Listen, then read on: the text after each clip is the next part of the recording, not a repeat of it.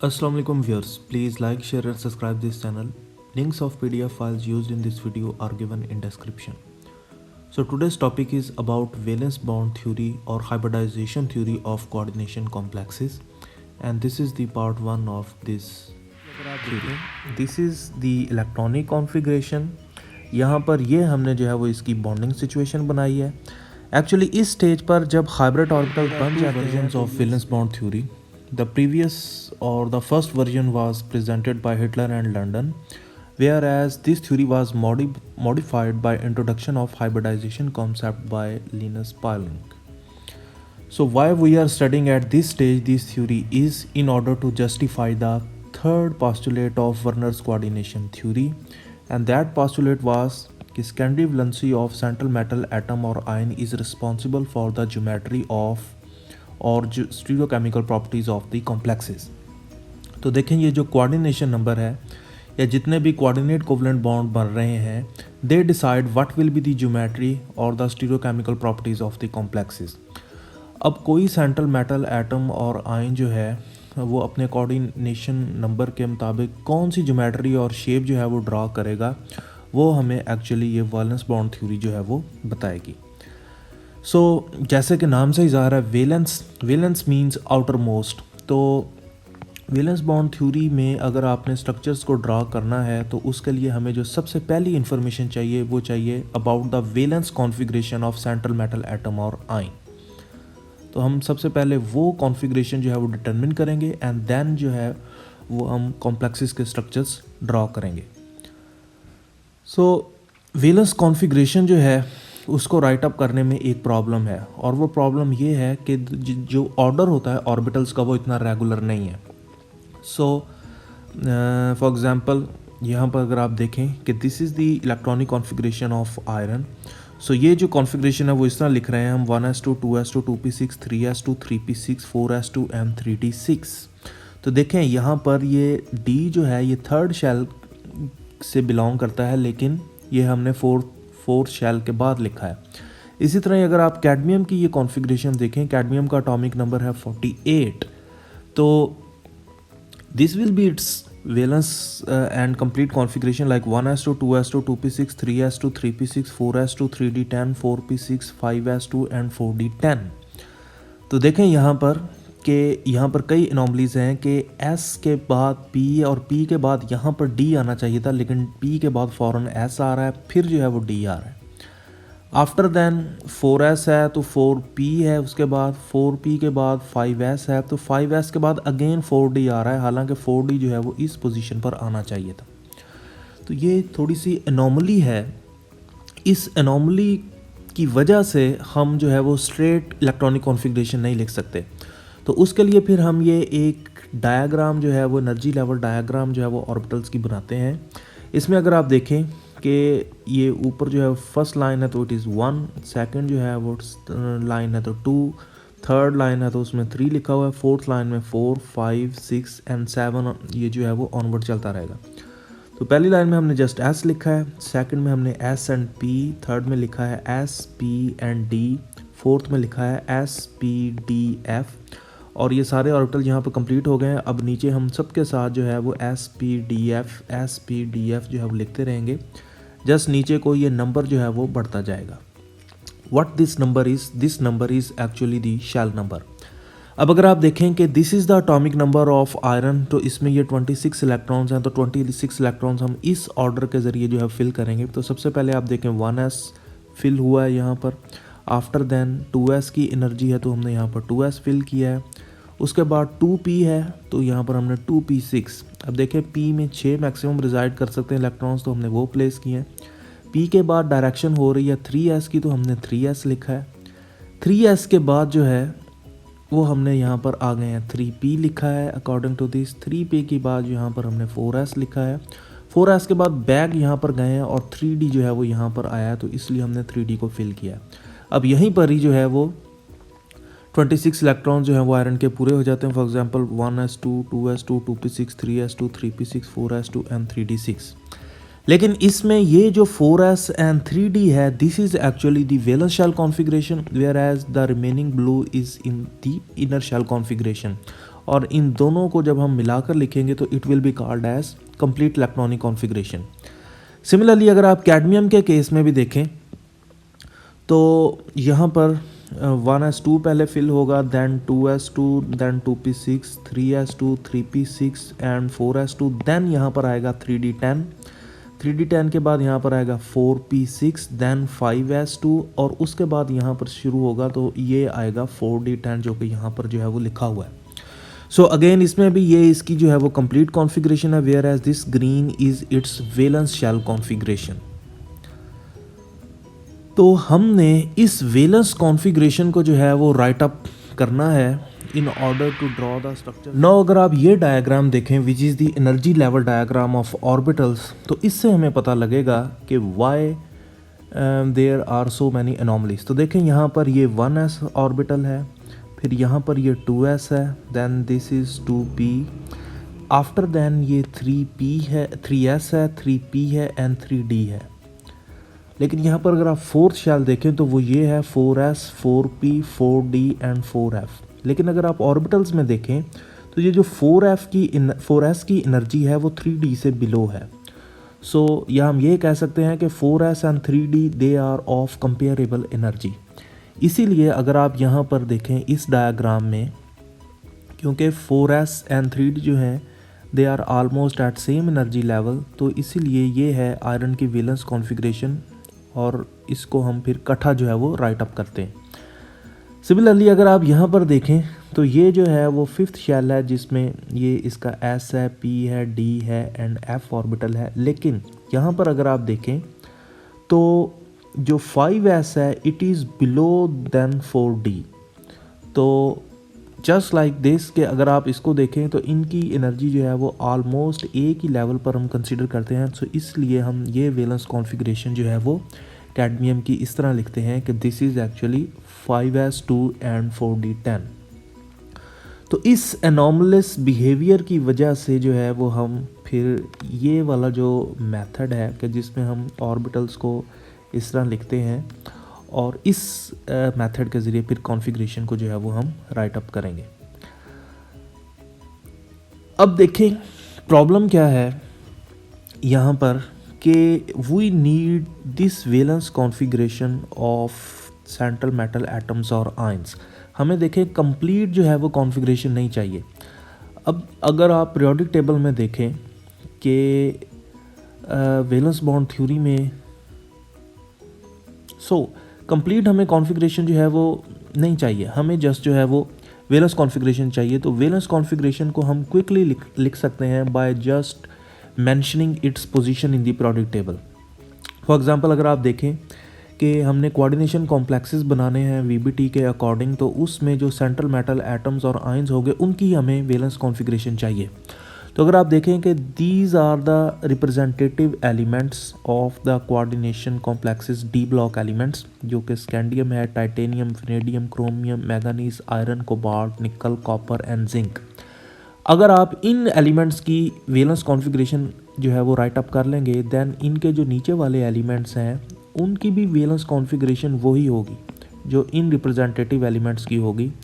Just जो इनका difference है वो क्या होगा, डिफरेंस विल बी कि ये वाले जो एलिमेंट्स हैं इनको हम कहते हैं कि this is the 3D series, कि ये थर्ड शेल में बिलोंग करते हैं और डी ऑर्बिटल के। जो नीचे वाले एलिमेंट्स हैं उनको हम कहते हैं 4D सीरीज़, इसके बाद इसके नीचे जो है 5D सीरीज़ एंड देन जो है वो 6D सीरीज़। तो अगर आप इन एलिमेंट्स की कॉन्फ़िगरेशन को एक दफ़ा राइट अप कर लेंगे तो नीचे वाले एलिमेंट्स को भी आप बिल्कुल वैसे लिख सकते हैं, जस्ट आपने शेल नंबर बढ़ाना है। तो अगर ये 3D सीरीज़ है तो ये नीचे वाली 4D सीरीज़ है, देन 5D सीरीज़ है एंड देन 6D सीरीज़ है। तो अगर हम देखें यहाँ पर एग्जांपल्स कुछ सॉल्व करते हैं, तो फॉर एग्जांपल ये है निकल का जो एटॉमिक नंबर है वो है 28। तो यहाँ पर अगर आप देखें this is the position of निकल 28। तो अगर आप देखें डी ब्लॉक में ये 8th नंबर पर पड़ा है, 1 2 3 4 5 6 7 8। तो इस पोजीशन पर जो है वो ये पड़ा है। सो इसकी जो कंप्लीट कॉन्फ़िगरेशन है वो हम लिखेंगे और बाद में जब हम इसकी वैलेंस कॉन्फ़िगरेशन देखेंगे तो वैलेंस कॉन्फ़िगरेशन जो है वो ये होगी इसकी 4s2 3d8। ये बिल्कुल ऐसा ही है जैसे हमने आयरन की ऊपर एग्जांपल जो है वो सॉल्व की है। अब निकल के नीचे जो है इस प्रोडक्ट टेबल में वो है प्लेडियम। तो हम without any calculation, without any knowing atomic number, हम जस्ट पोजीशन देखकर प्लेडियम की भी जो है वो वैलेंस कॉन्फ़िगरेशन लिख सकते हैं। जस्ट हमने शेल नंबर बढ़ाना है। तो 4s की जगह जो है वो आ जाएगा 5s एंड 3d की जगह आ जाएगा 4d। बाकी जो number of electrons and they will be remain same. सिर्फ प्लेडियम ही नहीं, प्लेडियम के बाद जो है वो प्लाटिनम है तो वो 6s 5d हो जाएगा, और इसके बाद ये नेक्स्ट एलिमेंट है, so this will B 7s2 and 68। Similarly अगर आप यहाँ पर देखें मैंगनीज़ की पोजीशन, तो मैंगनीज़ 5th नंबर पर है। तो मैंगनीज़ की जो वैलेंस शेल कॉन्फ़िगरेशन होगी वो होगी 4s2 3d5। मैंगनीज़ के नीचे टेक्नीशियम है, सो इसमें जो है वो सेम कॉन्फ़िगरेशन होगी, हमने जस्ट शेल नंबर बढ़ा देना है। तो ये हो जाएगा 5s एंड 4d। देन इसके बाद रीनियम आ जाएगा 6s एंड 5d, और इस तरह जो है वो नीचे बोरियम आ जाएगा 7s 6d। तो इस तरह हमने जस्ट जो है वो शेल नंबर बढ़ाते रहना है। However there are two एक्सेप्शनलिटीज़।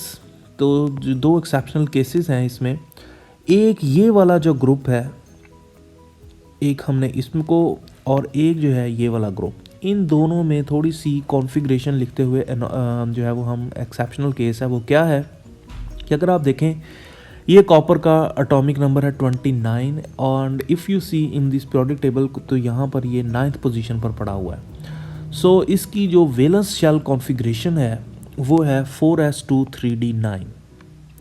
Similarly जो इसके नीचे सिल्वर है वो हैगा 5s2 4d9, गोल्ड जो है वो 6s2 5d9, और सिमिलरली 7s2 69। तो जैसे जैसे हम नीचे जाएंगे just we are increasing the shell number but we are keeping the electron same. लेकिन ये जो कॉन्फ़िगरेशन है ये स्टेबल कॉन्फ़िगरेशन नहीं है। अगर हम इसको रीअरेंज करें और इस तरह लिखें तो एक इलेक्ट्रॉन अगर मूव करके यहाँ पर चला जाएगा, क्योंकि दोनों की एनर्जी सेम है तो इस तरह करने में कोई प्रॉब्लम नहीं है, लेकिन उससे हमें स्टेबिलिटी गेन होगी। स्टेबिलिटी इन अ सेंस तो देखें यहाँ पर ये ऑर्बिटल तो कंप्लीट है लेकिन ये पार्शली फील्ड है, अनस्टेबल है।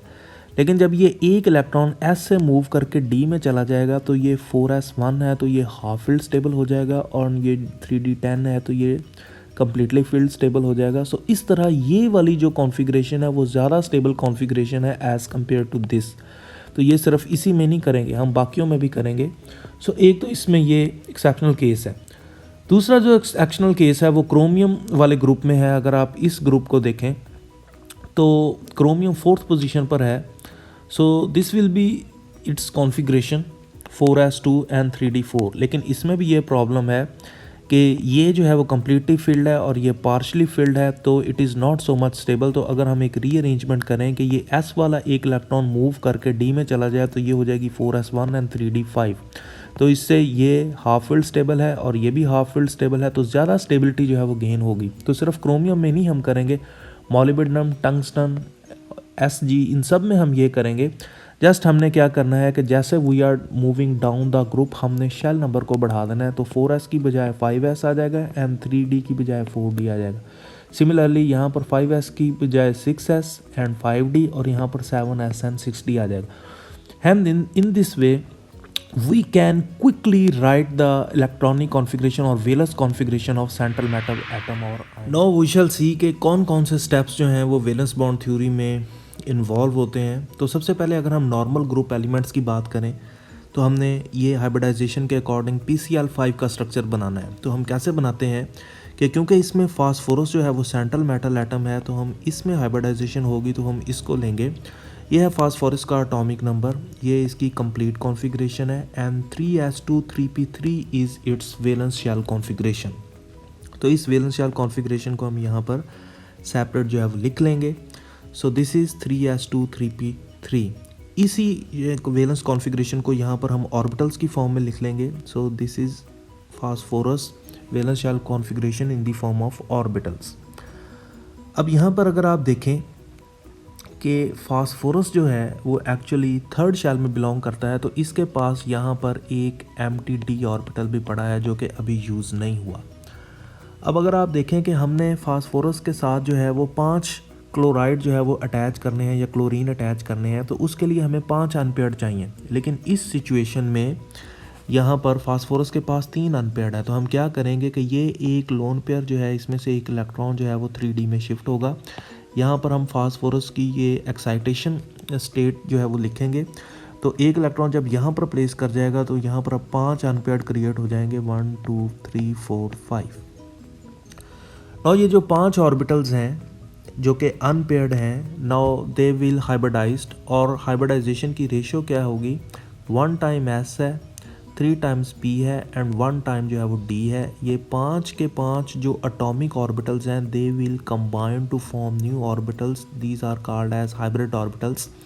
अब ये एक हाइब्रिड ऑर्बिटल है sp3d और इस तरह के जो हैं वो 5 बनेंगे, और हर एक में अगर आप देखें कि ये जो है वो एक एक अनपेयर्ड इलेक्ट्रॉन जो है वो पड़ा हुआ है।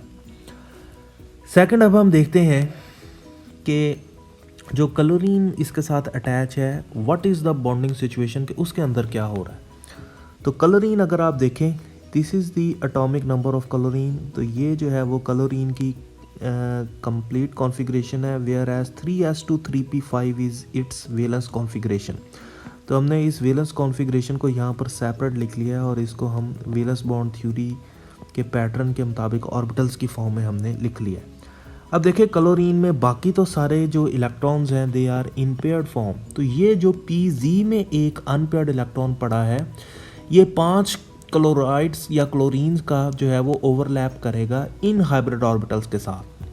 तो यहाँ पर अगर आप देखें, ये Pz जो है वो क्लोरीन A का है, ये क्लोरीन B का Pz, C का, D का और E का। तो ये Pz ऑर्बिटल जो हैं वो इस sp3 हाइब्रिड ऑर्बिटल के साथ ओवरलैप करके जो है यहाँ पर 5 सिग्मा कोवलेंट बॉन्ड बना रहे हैं। So all are covalent and coordinate नहीं है, कोवलेंट है। वो क्यों? क्योंकि एक इलेक्ट्रॉन ये है जो कि फास्फोरस का है, जो कि sp3d हाइब्रिड ऑर्बिटल में पड़ा है, और एक इलेक्ट्रॉन जो है वो ये क्लोरीन का है जो कि Pz ऑर्बिटल में पड़ा है। दोनों आपस में ओवरलैप करेंगे तो सिग्मा बॉन्ड जो है वो बनेंगे। अब यहाँ पर देखें कि अब तक हमने ये जो है यहाँ पर जो डिस्कस की है, this is the actually the electronic configuration, और यहाँ पर ये वाली जो डायग्राम है this is actually the bonding situation. तो यहाँ पर हमने बॉन्डिंग सिचुएशन जो है वो डिस्कस की है। एक्चुअली जब हाइब्रिड ऑर्बिटल्स बन जाते हैं तो ये स्पेस में अरेंज हो जाते हैं इन पर्टिकुलर ज्योमेट्री। तो यहाँ पर ये sp3d ऑर्बिटल जो है ये स्पेस में अरेंज होते हैं इन ट्राईएंगुलर बाई पिरामिडल फॉर्म। तो वो कैसे हैं कि देखें, ये एक sp3d है, एक ये है और एक ये है, तो ये ट्राईएंगल बना रहे हैं इसकी, और एक ऊपर है और एक नीचे है, ये बना रहे हैं इसकी बाई पिरामिडल स्ट्रक्चर। और हर एक जो है वो sp3d है, और हर एक में ये ब्लैक अगर आप देखें ये इलेक्ट्रॉन जो है वो फास्फोरस का पड़ा हुआ है। अब यहाँ से जो क्लोरीन है जो कि इसका Pz ऑर्बिटल है, वो इस sp3 ऑर्बिटल के साथ यहाँ पर अगर आप देखें तो ये 5 क्लोरीन का जो ये Pz ऑर्बिटल है ये यहाँ पर ओवरलैप कर रहा है इस sp3d से, और हर एक का ये यहाँ पर जो है वो इलेक्ट्रॉन है ओवरलैप कर रहा है। सो इस तरह इस डायग्राम को हम कहते हैं ऑर्बिटल डायग्राम। इसी ऑर्बिटल डायग्राम से फिर आगे जो है वो ज्योमेट्री बनेगी। ज्योमेट्री कैसे बनेगी कि जहाँ जहाँ पर ओवरलैपिंग होगी वहाँ वहाँ पर आपका जो है वो सिग्मा बॉन्ड जो है वो बन जाएगा। तो यहाँ पर देखें, एक ये बॉन्ड है, एक ये बॉन्ड है और एक ये बॉन्ड है, चौथा ये ऊपर और फिफ्थ जो है वो ये नीचे बॉन्ड बन रहा है। तो इस तरह इस ज्योमेट्री को हम कहते हैं this is trigonal bi pyramidal geometry. अब इसमें अगर आप देखें 3 टाइप्स के जो हैं वो एंगल हैं। एक ये 120 का एंगल है जो कि इन 3 क्लोराइड के दरमियान में है, एक इस बाई पिरामिडल वाले और एक इस प्लेनर जो क्लोराइड है, एक इसके दरमियान एंगल है विच इज़ ऑफ 90 डिग्री, और एक ये ऊपर वाले एक्सिस और नीचे वाले एक्सिस का ये जो बॉन्ड है ये है 180। तो इस तरह इस ज्योमेट्री में एक्चुअली 3 एंगल्स हैं। तो एक जो नॉर्मल वीबीटी हाइब्रिडाइजेशन होती है तो उसमें हम ये चीज़ें जो है वो लिखते हैं। एक जो है वैलेंस कॉन्फ़िगरेशन, दैन जो है हम इसमें बॉन्डिंग सिचुएशन, थर्ड नंबर पर आ जाएगी यहाँ पर orbital diagram, and fourth and last जो होगी वो इसकी ज्योमेट्री और शेप होगी। यही जो स्टेप्स हैं वो हम कोऑर्डिनेशन कॉम्प्लेक्सेस में भी करेंगे, लेकिन कोऑर्डिनेशन कॉम्प्लेक्सेस में थोड़ी सी जो है वो मॉडिफिकेशंस हैं। नाउ कोऑर्डिनेशन कॉम्प्लेक्स जो है वो जिसकी हमने ज्योमेट्री डिस्कस करनी है तो वो हमें ऐसे मिलेगा। तो first step will be charge separation, तो हम चार्ज सेपरेशन करेंगे। अगेन यहाँ पर देखें, अगर एक क्लोराइड है तो बाहर अटैच है, तो इसका मतलब है इस पर -1 है और कॉम्प्लेक्स पर जो है वो +1 चार्ज है। कॉम्प्लेक्स पर जो +1 है वो किस तरह होगा कि ammonia is actually neutral, where as इस न्यूट्रल है तो इसका मतलब है सिल्वर जो है इस पर +1 है, दैट इज़ वाई जो कॉम्प्लेक्स के बाहर है जो 1 लिखा हुआ है। सो सिल्वर का ये जो है वो एटॉमिक नंबर है और ये जो है वो वैलेंस कॉन्फ़िगरेशन है सिल्वर की, और इसको हमने बिल्कुल ऐसे ही राइट अप किया है जैसे ऊपर एग्जांपल्स में डिस्कस किया है। अब इस वैलेंस कॉन्फ़िगरेशन को हम यहाँ पर सेपरेट जो है वो ऑर्बिटल्स की फॉर्म में लिख लेंगे। So this is actually silver 4d10 5s1 and 5p0। तो सिल्वर जो है इस कॉम्प्लेक्स में वो पॉजिटिव फॉर्म में है, +1 फॉर्म में है, तो हम ये एक इलेक्ट्रॉन जो है वो प्लस में इसको रिमूव करेंगे। So this electron will be removed. इसके बाद यहाँ पर अगर आप देखें तो सिल्वर के साथ अमोनिया कितने हैं, 2 हैं, और हर एक ने अपना लोन पेयर इस सिल्वर को शिफ्ट करना है। सो इसलिए हमें 2 एम्प्टी ऑर्बिटल जो हैं वो यहाँ पर चाहिए।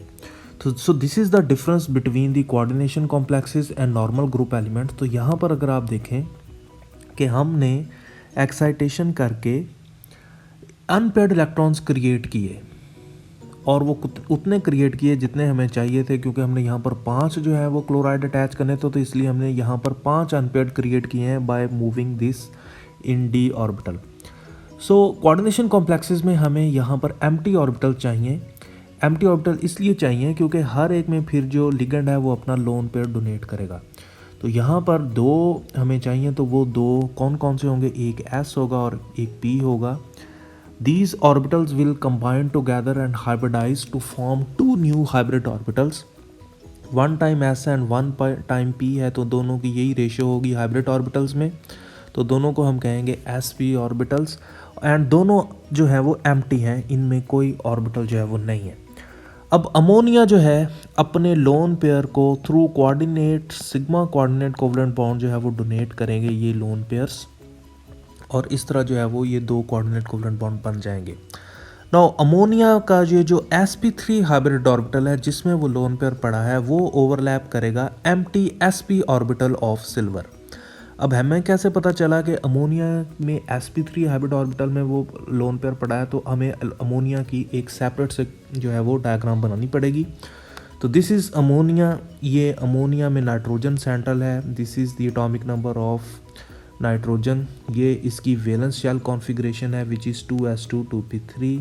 इसी कॉन्फ़िगरेशन को हम ऑर्बिटल्स की फॉर्म में जो है वो ऐसे लिख लेंगे 2s2 2p3। ये 4 के 4 ऑर्बिटल्स जो हैं ये हाइब्रिडाइजेशन में इन्वॉल्व होंगे, और हम यहाँ पर न्यू 4 जो है वो लिखेंगे sp3 hybrid orbitals. 1 time S है एंड 3 टाइम P है, लेकिन इनमें से A के पास लोन पेयर होगा और बाकियों के पास जो है वो सिंगल इलेक्ट्रॉन्स होंगे। ये जो सिंगल इलेक्ट्रॉन्स हैं ये हाइड्रोजन्स के S के साथ ओवरलैप करके जो हैं वो 3 यहाँ पर nitrogen hydrogen bond sigma covalent bond बना देंगे। लेकिन ये जो नाइट्रोजन के ऊपर sp3 हाइब्रिड ऑर्बिटल में लोन पेयर पड़ा है ये एज इट इज़ रहेगा, and this will be used in order to make a coordinate covalent bond with the silver. तो अगेन यहाँ पर भी अगर आप देखें this is the electronic configuration, यहाँ पर ये हमने जो है वो इसकी बॉन्डिंग सिचुएशन बनाई है। एक्चुअली इस स्टेज पर जब हाइब्रिड ऑर्बिटल्स बन जाते हैं तो ये स्पेस में अरेंज हो जाते हैं। अब क्योंकि sp हाइब्रिड ऑर्बिटल्स हैं तो ये स्पेस में अरेंज होंगे इन लीनियर फॉर्म। तो यहाँ पर देखें ये सिल्वर प्लस फॉर्म में है, और एक ये इसका sp ऑर्बिटल है और ये एक इसका sp ऑर्बिटल्स है, and they are placed linearly, और ये दोनों जो हैं वो एम्प्टी हैं। अब अमोनिया अपना sp3 वाला जो लोन पेयर है एक इस साइड से और एक दूसरी साइड से जो है वो डोनेट करेगा और शेयर करेगा ओवरलैपिंग। तो ये देखें तो यहाँ पर ये कोवलेंट बॉन्ड तो बन रहा है, बट इसमें ये जो पेयर शेयर हो रहा है it is only contributed by nitrogen. So ये इसकी ऑर्बिटल डायग्राम है, and this is its geometry और शेप। तो जहाँ जहाँ पर ओवरलैपिंग होगी वहाँ वहाँ पर कोवलेंट बॉन्ड बन जाएगा। And this is actually the sigma coordinate covalent bond. Linear जो है वो ज्योमेट्री होगी इस कॉम्प्लेक्स की, जिसमें एक ही एंगल है and that angle is of 180 degree. अब यहाँ पर देखें, क्लोराइड जो है ये प्राइमरी ऑक्सीडेशन स्टेट को सेटिस्फाई कर रहा है, यानी कि प्राइमरी ऑक्सीडेशन स्टेट कैसे है कि ये -1 है तो इसलिए कॉम्प्लेक्स पर +1 आया। अमोनिया न्यूट्रल है तो वो हमने यहाँ पर प्लस लिखा। तो this is not involve in any type of geometry और शेप, ये सिर्फ आयनिकली इस कॉम्प्लेक्स के साथ अटैच होगा। तो जो सेकेंडरी वैलेंसी है, ये जो कोऑर्डिनेशन नंबर है, ये जो इसका कोऑर्डिनेशन नंबर 2 है, उस वजह से इसकी ये ज्योमेट्री जो है वो लीनियर बनी है। अगर ये कोऑर्डिनेशन नंबर 3 होता, जो कि हम आगे देखेंगे, तो फिर ज्योमेट्री जो है वो कुछ और होनी थी। Hence it is proof that secondary coordination number is responsible for the stereochemistry और the geometry of the complex. Hence यही स्टेप्स जो हैं वो हम कोऑर्डिनेशन कॉम्प्लेक्सेस में भी करते हैं। तो आज हमने जो डिस्कस किया है, actually this is called as coordination number 2। तो नेक्स्ट जो लेक्चर्स हैं उनमें फिर हम कोऑर्डिनेशन नंबर जो है वो उनको विद डिफरेंट एग्जांपल जो है वो डिस्कस करते रहेंगे। So this was today's lecture. I hope आपको इसकी अंडरस्टैंडिंग हो गई होगी। However if you have any question then let me know. I will explain it to the best of my knowledge.